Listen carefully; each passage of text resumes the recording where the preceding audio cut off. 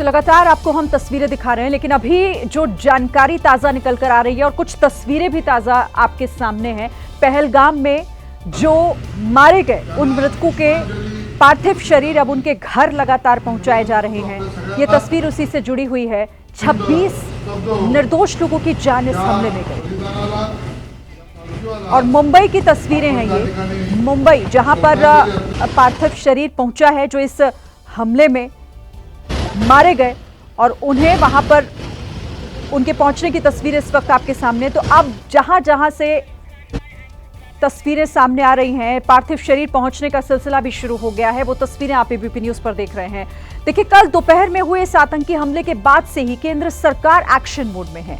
प्रधानमंत्री नरेंद्र मोदी और गृह मंत्री अमित शाह लगातार कल से बैठकें कर रहे हैं और हालात का वो जायजा भी ले रहे हैं।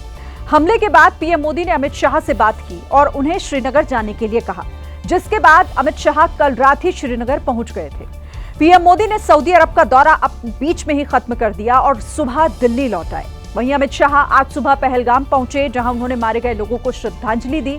एयरपोर्ट पर उतरते ही पीएम मोदी ने एनएसए और विदेश मंत्री के साथ बैठक की।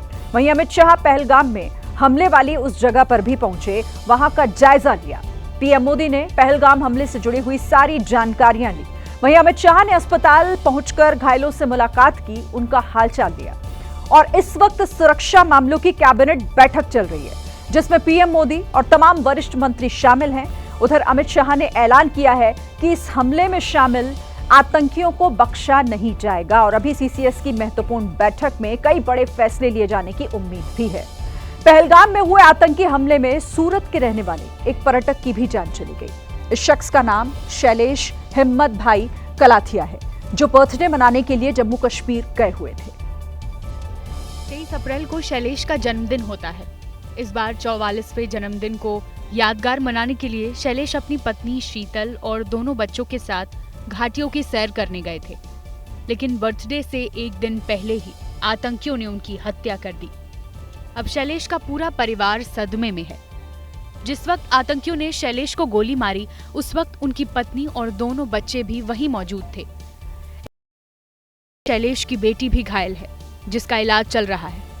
शैलेश हिम्मत भाई कलाथिया वैसे तो सूरत के रहने वाले थे, लेकिन भारतीय स्टेट बैंक में नौकरी करने के चलते पिछले 4 साल से मुंबई में किराए के मकान में रहते थे।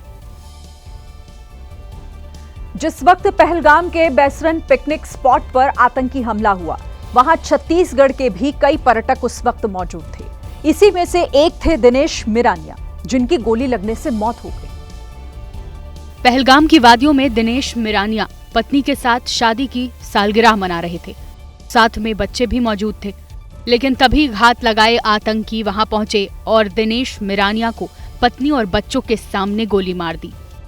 दिनेश परिवार के साथ रविवार को जम्मू पहुंचे थे। सोमवार को रिश्तेदार के घर कोई कार्यक्रम था।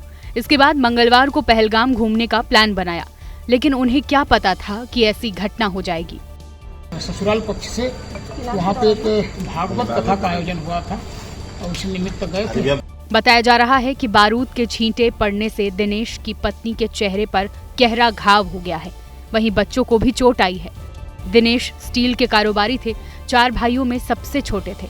बेटा बैंगलोर में पढ़ता है और बेटी रायपुर में पढ़ाई करती है। बच्चों की छुट्टी थी तो पूरे परिवार के साथ कश्मीर घूमने का प्लान बनाया था।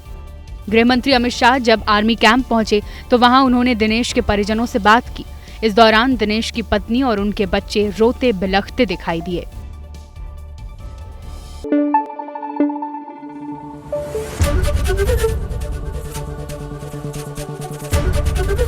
एबीपी न्यूज आपको रखे आगे।